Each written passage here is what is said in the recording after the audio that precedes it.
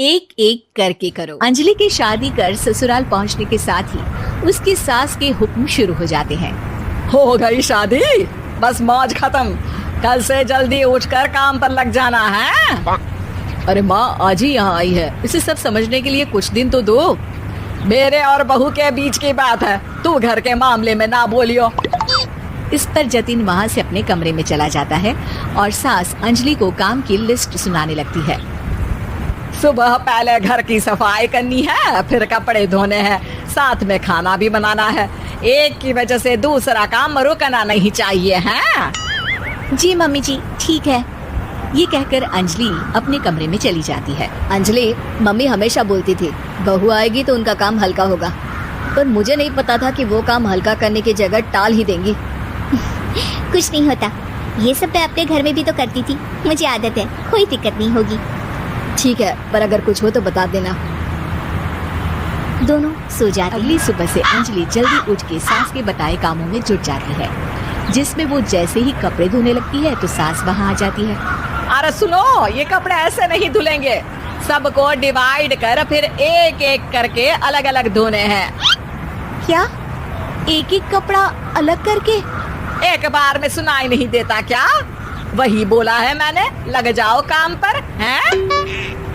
सास की बात मानते हुए अंजलि एक एक करके कपड़े धोना शुरू करती है, जिसे करते हुए आधा दिन बीत जाता है। अरे रे, सुबह से कब दोपहर हो गई पता ही नहीं चला, अभी तो खाना भी बनाना है। अंजलि भागते हुए रसोई में जाती है, जहाँ उसकी सास पहले से ही उसे खड़ी मिलती है। खाना बना लेना, देखो पहले पकोड़े तल दो और एक एक पकोड़े अलग अलग तलना, नहीं तो कोई कच्चा कोई पक्का रह जाता है।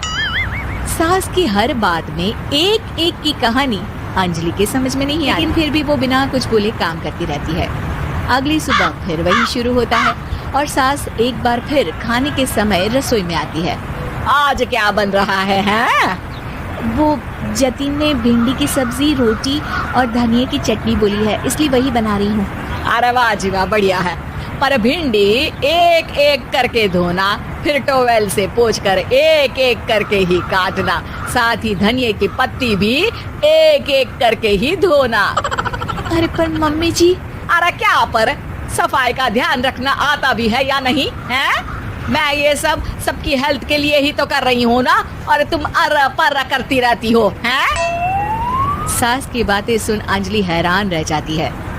मैं तो सिर्फ सोचती थी कि जानबूझकर मेरा काम बढ़ाने के लिए ये सब करती हैं, पर ये तो काम बढ़ाने के साथ परेशान भी करना चाहती हैं।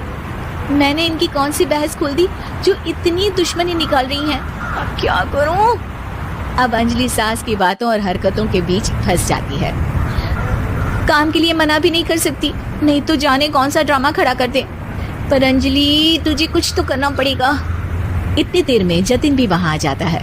अरे कौन ड्रामा खड़ा कर रहा है और क्या करना पड़ेगा? जतिन की बात सुन अंजलि सोच में पड़ जाती है। इन्हें सच बताऊं या नहीं? पर अगर ये गुस्सा हो गए तो? वैसे भी अपनी माँ से बहुत प्यार करते हैं, फिर उनके खिलाफ कुछ सुन कैसे लेंगे? अंजलि ये सब सोच ही रही होती है कि जतिन फिर बोलता है। अरे क्या हुआ, कहाँ खो गई? अरे नहीं कुछ नहीं, वो मैं टीवी सीरियल के बारे में सोच रही थी। यहाँ और कौन ड्रामा करेगा?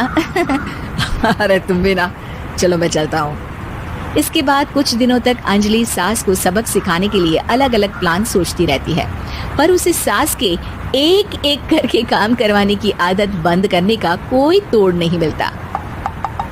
अगर ऐसे ही चलता रहा तो कहीं मैं एक दिन अपने सिर के बालों को भी एक एक करके सुलझना ना शुरू कर दूं। पगली हो गई है क्या? अकेले में क्या बड़बड़ किए जा रही हो? वैसे आज खाने में क्या है? आलू की सब्जी। तो फिर आलू को अच्छे से काट कर उसके कटे हुए कपड़ों को एक एक करके ही धोना है। बिल्कुल, इसे कैसे भूल सकती हूँ, मेरे जी का जंजाल। अरे बातें कम काम ज्यादा है। अंजलि एक बार फिर सास के कहे अनुसार काम करने लग जाती है, जिसमें सब्जी बनाते हुए उसके दिमाग में एक आइडिया आता है और वो सास को आवाज लगाती है। मम्मी जी सुनिए जरा, इधर तो आना। अंजलि की आवाज सुन सास रसोई में आती है। अरे क्या हुआ, क्यों गला फाड़ कर चिल्ला रही हो? कुछ नहीं, वो सुबह कपड़े धोने की जल्दी में नहाई नहीं थी और अब शाम की पूजा भी करनी है, तो आप जरा सब्जी देख लीजिए ना, तब तक मैं नहा कर आती हूँ। अंजलि सास को रसोई में छोड़कर नहाने चली जाती है। इसी तरह देखते देखते 4 घंटे बीत जाते हैं, लेकिन अंजलि बाथरूम से बाहर ही नहीं निकलती, जिसे देख सास उसे आवाज लगाती है। अरे बाथरूम में ही समाधि लगा ली क्या? यहाँ सब्जी बनकर ठंडी भी हो गई और अभी तक तेरा नहाना खत्म नहीं हुआ। मम्मी जी, जैसे आप कहती हैं ना, मैं वैसे ही एक एक करके अपने बाल शैम्पू कर रही हूँ। तो अभी 3 घंटे और लगेंगे, तब तक काम और जतिन को खाना सर्व करना आप संभाल लेना। इस तरह अपने नहले पर बहू का दहला देख सास शॉक्ड रह जाती है, जिसके बाद से घर में एक एक करके करने का आलाप बंद हो जाता है।